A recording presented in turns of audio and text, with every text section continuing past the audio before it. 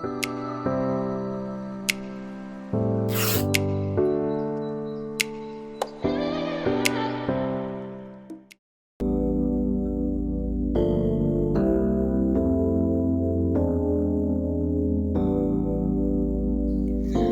ನಮಸ್ಕಾರ, welcome to our channel.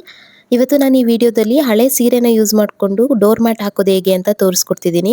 ಹೊಸದಾಗಿ ಏನಾದರೂ ನೀವು ಕಲಿಬೇಕು ಅನ್ನೋ ಇಂಟ್ರೆಸ್ಟ್ ಇರೋರು ಈ ವಿಡಿಯೋನ ಪೂರ್ತಿ ನೋಡಿ ನೀವು ಡೋರ್ ಮ್ಯಾಟ್ನ ಈಸಿಯಾಗಿ ಹಾಕ್ಬೋದು ಕ್ರೋಶ ಕಡ್ಡಿ ಯೂಸ್ ಮಾಡಿಕೊಂಡು.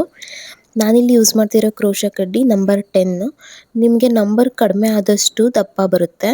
ನಿಮ್ಗೆ ಯಾವ್ದು ಬೇಕೋ ನೋಡ್ಕೊಂಡು ತಗೊಳ್ಳಿ. ಆದಷ್ಟು ಸೀರೆಯಿಂದ ಮ್ಯಾಟ್ ಹಾಕೋದು ಸ್ವಲ್ಪ ಸೀರೆ ರಫ್ ಇರೋದ್ರಿಂದ ನೀವು 9 ಅಥವಾ 10 ತಗೊಂಡ್ರೆ ಒಳ್ಳೆಯದು. ಮೊದಲು ನಾನಿಲ್ಲಿ ಸೀರೆನ ಹರ್ಕೋತಿದ್ದೀನಿ. 1 ಇಂಚಷ್ಟು ಅಗಲಕ್ಕೆ ನಾವು ಸೀರೆನ ಹರ್ಕೊಂಡ್ರೆ ಒಳ್ಳೆಯದು. ತುಂಬ ದಪ್ಪ ಇದ್ದರೆ ನಮಗೆ ಹಾಕೋದಕ್ಕೆ ಕಷ್ಟ ಆಗುತ್ತೆ ಮತ್ತು ಮ್ಯಾಟ್ ಕೂಡ ತುಂಬ ಚಿಕ್ಕದಾಗಿ ಬರುತ್ತೆ, ಅಗಲ ಬರಲ್ಲ. ಸೊ ನಾನಿಲ್ಲಿ 1 ಇಂಚಷ್ಟು ಸೀರೆನ ಹರ್ಕೋತಿದ್ದೀನಿ. ಎರಡೂ ಸೈಡು ಅಡೆ ಹೊಲ್ದಿರೋ ಅಂಥ ಸೀರೆನ ತಗೊಳ್ಳಿ. ಅದರಿಂದ ನಮಗೆ ಗಂಟಾಕೋ ಅವಶ್ಯಕತೆ ಇರಲ್ಲ. ಇನ್ ಕೇಸ್ ಹೊಲ್ದಿಲ್ಲ ಅಂದರೆ ನಾವು ಸೈಡಲ್ಲಿ ಹೊಲ್ಕೋಬೇಕಾಗುತ್ತೆ. ಆ ಕಡೆ ಈ ಕಡೆ ಹೊಲ್ಕೊಂಡ್ರೆ ನಮಗೆ ಕಟ್ ಮಾಡೋದಕ್ಕೆ ತುಂಬ ಈಸಿ ಆಗುತ್ತೆ ಮತ್ತು ಎಣಿಬೇಕಾದ್ರೂ ನಮಗೆ ಈಸಿ ಆಗುತ್ತೆ. ಸೀರೆ ಫುಲ್ಲು ಒಂದೇ ಸೈಜಲ್ಲಿ ಕಟ್ ಮಾಡ್ಕೊಳ್ಳಿ, ಆವಾಗ ಮ್ಯಾಟ್ ಈವನ್ ಆಗಿ ಬರುತ್ತೆ. ನೀವು ಬೇಕಿದ್ರೆ ಅಳತೆ ಮಾಡಿಕೊಂಡು ಕೂಡ ಕಟ್ ಮಾಡ್ಕೋಬೋದು. ನೀವು ಒಂದು ಸೈಡ್ ಸ್ವಲ್ಪ ಕಟ್ ಮಾಡಿ ಹಿಂಗೆ ಎಳೆದ್ರೆ ಆರಾಮಾಗಿ ಬರುತ್ತೆ. ನೀವು ಸಿಲ್ಕ್ ಸೀರೆ ತಗೊಂಡ್ರೆ ಸ್ವಲ್ಪ ಕಷ್ಟ, ಅದರಲ್ಲಿ ಎಣಿಯೋಕ್ಕೂ ಆಗಲ್ಲ. ಈ ಥರ ಸಿಂಥೆಟಿಕ್ ಸೀರೆ ತಗೊಂಡ್ರೆ ಈಸಿ ಆಗುತ್ತೆ. ನೀವು ಹೊಸದಾಗಿ ಏನಾದರೂ ಕಲಿತಿದ್ರೆ ತುಂಬ ಸಣ್ಣದಾಗಿ ಕಟ್ ಮಾಡಿಕೊಂಡು ಟ್ರೈ ಮಾಡಿ.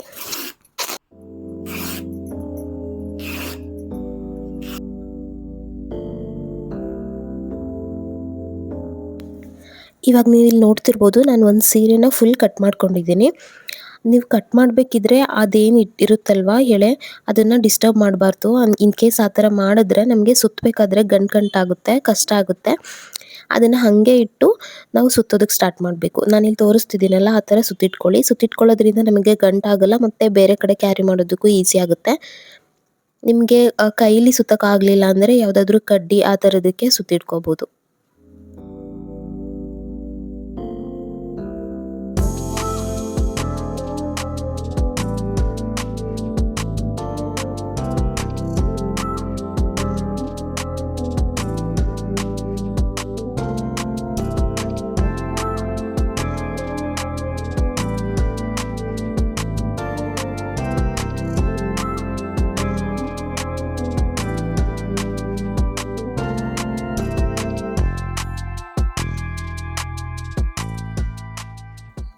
ಇವಾಗ ಆಲ್ಮೋಸ್ಟ್ ಒಂದು ಸೀರೆದು ಸುತ್ತಾಗಿದೆ.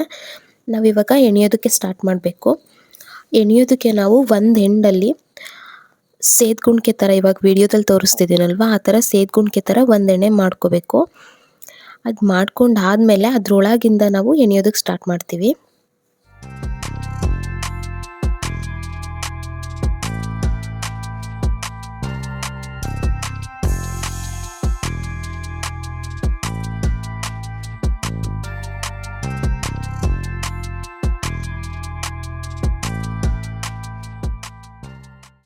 ನಾವು ಸೇದ್ಗುಣ್ಕೆ ಥರ ಹಾಕ್ಕೊಂಡಿದ್ವಲ್ವ, ಕ್ರೋಶದ ಸಹಾಯದಿಂದ ಅದರೊಳಗೆ ಇನ್ನೊಂದು ಎಣೆ ಬರೋ ಥರ ನಾನು ಇವಾಗ ತೋರಿಸ್ತಿದ್ದೀನಲ್ಲ ಆ ಥರ ಎಣ್ಕೋಬೇಕು. ನಾವಿಲ್ಲಿ ಬೇಸ್ ಹಾಕೋತಿದ್ದೀವಿ. ಬೇಸ್ ಹಾಕೊಳ್ಳೋದಕ್ಕೆ ಈ ಥರ ಜಡೆ ಥರ ಬರುತ್ತೆ, ನಾವು ಹೆಣಿದ್ರೆ ಈ ಥರ. ಅದು ಒಂದು 10ರಿಂದ 12 ಎಣೆ ಎಣ್ಕೋಬೇಕು. ನೀವು ಇಲ್ಲಿ ನೋಡ್ತಿರ್ಬೋದು. ಅದ್ರೊಳಗಿಂದ ಕ್ರೋಶ ಒಳಗಿಂದ ನಾವು ಇನ್ನೊಂದು ಎಣೆನ ಹೊರಗಡೆ ತಗೋಬೇಕು. ನೀವು ಈ ಥರ ತಗೋತಾನೆ ಹೋದರೆ ಒಂದು 10 ಎಣೆ ಎಣಿದ್ರೆ ನಿಮಗೆ ಒಂದು ರೌಂಡ್ ಆಗೋಷ್ಟು ಆಗುತ್ತೆ. ಅದಾದಮೇಲೆ ನೀವು ಅದನ್ನು ಕೂಡಿಸ್ಬೋದು.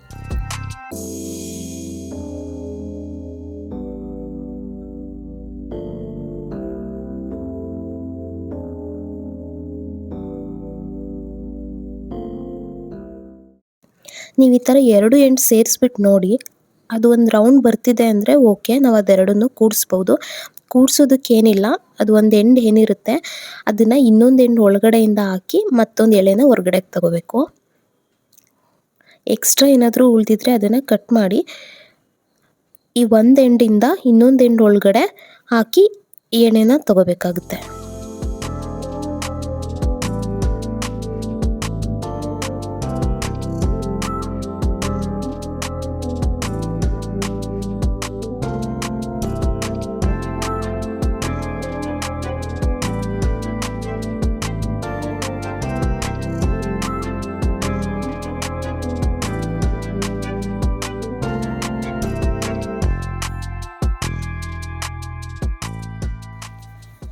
ಇವಾಗ ಇದೆರಡು ಕೂಡ್ಸಾಯ್ತಲ್ವಾ, ಇದನ್ನ ನೆಕ್ಸ್ಟ್ ನಾವು ಎಣೆ ಎಣ್ಕೊತಾ ಹೋಗಬೇಕು ಸುತ್ತ. ನೀವು ಅದನ್ನ ಎಣೆ ನೋಡಿದ್ರೆ ಜಡೆ ಥರ ಇರುತ್ತೆ, ಅದರಲ್ಲಿ ಒಂದ್ರೊಳಗಡೆ ನಾನು ಹಾಕಿ ಅದ್ರ ಒಳಗಡೆಯಿಂದ ಕ್ರೋಶ ಸಹಾಯದಿಂದ ಇನ್ನೊಂದು ಎಳೆ ತಗೋತಿದ್ದೀನಿ. ಅದಾದಮೇಲೆ ಇಲ್ಲಿ ಎರಡು ಉಳ್ಕೊಳ್ಳುತ್ತೆ, ಆ ಎರಡನ್ನ ಇನ್ನೊಂದು ತಗೊಂಡು ಕ್ಲೋಸ್ ಮಾಡ್ತಿದ್ದೀನಿ. ಇದಿಷ್ಟೇ ಎಣೆ, ಸಿಂಪಲ್ಲು. ಹೊಸ್ದಾಗಿ ಕಲಿತಿರೋರು ಇದನ್ನು ಟ್ರೈ ಮಾಡಿ. ಇದು ಸ್ವಲ್ಪ ಎಣ್ದಾದ್ಮೇಲೆ ನಾನು ಬೇರೆ ಥರ ಡಿಸೈನ್ ಹಾಕಿದ್ದೀನಿ, ಅದನ್ನು ಬೇಕಿದ್ರೆ ಟ್ರೈ ಮಾಡಿ. ನೀವೇನಾದ್ರು ಹೊಸ್ದಾಗಿ ಟ್ರೈ ಮಾಡ್ತಿದ್ರಿ ಅಂದರೆ ಇದರಿಂದಲೇ ಕಲೀರಿ, ಇದು ತುಂಬ ಈಸಿ ಇದೆ.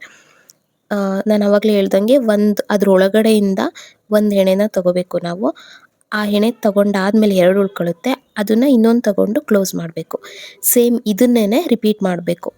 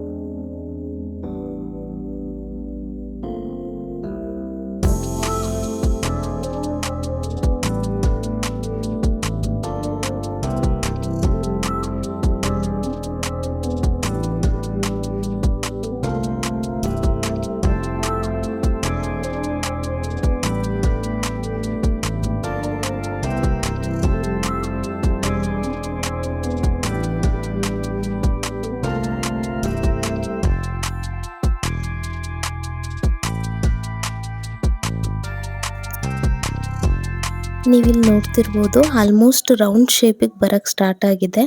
ನಾವು ಈ ಥರ ಚಕ್ಲಿ ಥರ ಬರುತ್ತಲ್ವ, ಆ ಥರ ಎಣ್ಕೊಂಡೋದ್ರೆ ಸಾಕು. ಮಧ್ಯದಲ್ಲಿ ಸ್ವಲ್ಪ ಗಟ್ಟಿ ಅನ್ನಿಸ್ಬೋದು, ಯಾಕಂದರೆ ಸೆರ್ಗಿಂದ ಹಡೆ ಸ್ವಲ್ಪ ಗಟ್ಟಿ ಇರುತ್ತೆ. ಅದಾದಮೇಲೆ ನಿಮ್ಗೆ ಈಸಿ ಆಗುತ್ತೆ. ಆಲ್ಮೋಸ್ಟ್ ಒಂದು 20% ಹೆಣ್ದಾದ್ಮೇಲೆ ಇದು ಈ ಥರ ಕಾಣಿಸ್ತಿದೆ. ನಾನಿವಾಗ ಇನ್ನೊಂದು ಸೀರೆನ ಇದಕ್ಕೆ ಆ್ಯಡ್ ಮಾಡ್ತಿದ್ದೀನಿ. ಇನ್ನೊಂದಲ್ಲ, ನನ್ನ ಹತ್ರ ಸ್ವಲ್ಪ ಉಳಿದಿರೋದಿತ್ತು, ಡಿಸೈನ್ ಚೆನ್ನಾಗಿ ಕಾಣುತ್ತೆ ಅಂತ ಮಧ್ಯದಲ್ಲಿ ಆ್ಯಡ್ ಮಾಡ್ತಿದ್ದೀನಿ. ನೀವು ಆ್ಯಡ್ ಮಾಡಬೇಕು ಅಂದರೆ ಈ ಥರ ಗಂಟು ಹಾಕ್ಕೊಂಡು ಎಕ್ಸ್ಟ್ರಾ ಉಳಿದಿರೋದನ್ನು ಕಟ್ ಮಾಡಿದ್ರೆ ಆಯಿತು. ನಾನಿಲ್ಲಿ ಎಣೆನೂ ಸಹ ಚೇಂಜ್ ಮಾಡಿದ್ದೀನಿ, ಯಾಕಂದರೆ ನಾನು ಫಸ್ಟ್ ಏನು ಹೇಳ್ಕೊಟ್ಟೆ ಆ ಥರ ಎಣೆ ಹೇಳಿದ್ರೆ ಸ್ವಲ್ಪ ಸುತ್ತು ಜಾಸ್ತಿ ಬರುತ್ತೆ, ಬೇಗ ಸಾಗಲ್ಲ ಅಂದ್ಬಿಟ್ಟು ನಾನು ಒಂದಷ್ಟು ಆ ಥರ ಎಣೆ ಎಣ್ಬಿಟ್ಟು ಇವಾಗ ಬೇರೆ ಥರ ಸ್ಟಾರ್ಟ್ ಮಾಡಿದ್ದೀನಿ. ನೀವು ಇಲ್ಲಿ ನೋಡ್ತಿರ್ಬೋದು, ಇದಕ್ಕೆ ನಾನು ಏನು ಹೊಂದಿರುತ್ತಲ್ವ ಅದಕ್ಕೂ ಮುಂಚೆನೇ ಒಂದು ರೌಂಡ್ ತಗೊಂಡು ಅದಾದಮೇಲೆ ಅದರೊಳಗಡೆಯಿಂದ ಒಂದು ತಗೋತೀನಿ, ಆವಾಗ 3 ಆಗುತ್ತೆ. ಆ 3ನ್ನ ಎರಡೊಂದು ಸಲ ಕ್ಲೋಸ್ ಮಾಡ್ತಿದ್ದೀನಿ. ಈ ಎಣೆ ಸ್ವಲ್ಪ ಅಗಲ ಬರುತ್ತೆ ಬೇರೆದಕ್ಕೆ ಹೋಲಿಸಿದ್ರೆ. ಇನ್ ಕೇಸ್ ನಿಮ್ದೇನಾದರೂ ಎಣಿಬೇಕಿದ್ರೆ ಸ್ವಲ್ಪ ಬಟ್ಲು ಥರ ಆಯ್ತಿತ್ತು ಅಂದರೆ ಒಂದೇ ಎಣೆ ಒಳಗಡೆ ಎರಡನ್ನ ಹಾಕಿ ಒಂದು ಸ್ವಲ್ಪ ಹೊತ್ತು, ಅದಾದಮೇಲೆ ಮಾಮೂಲಿ ಒಂದೊಂದು ಹಾಕ್ಕೊಂಡು ಹೋಗಿ.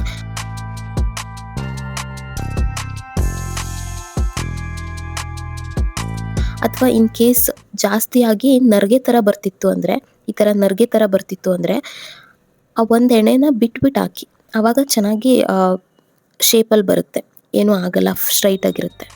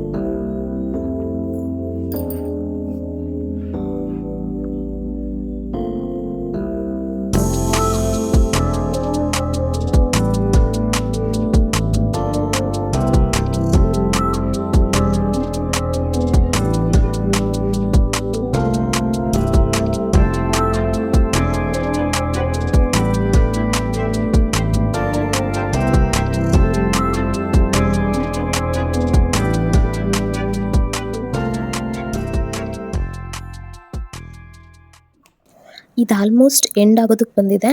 ನಾನು ಹೆಂಡ್ ಹೆಂಗೆ ಮಾಡೋದು ಅಂತ ತೋರಿಸ್ತಿದ್ದೀನಿ. ನಾವೇನು ಎಣಿತಿದ್ವಿ 3 ಅಗಲ ಬರ್ತಿತ್ತಲ್ವ, ಆ ಎಣ್ಣೆನ ಸ್ವಲ್ಪ ದೂರ ಕಂಟಿನ್ಯೂ ಮಾಡ್ತೀನಿ.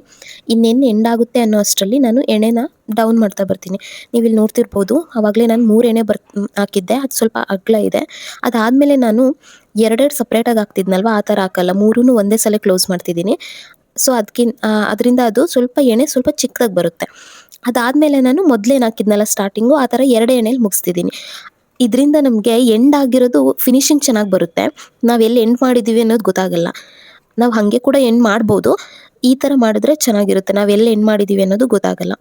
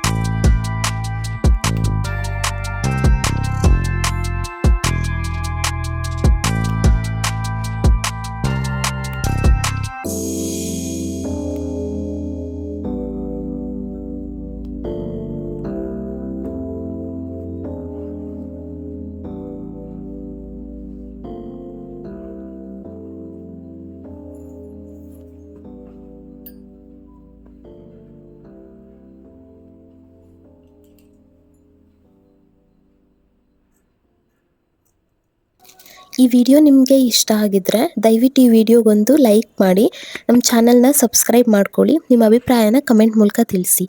Thank you. ಧನ್ಯವಾದಗಳು.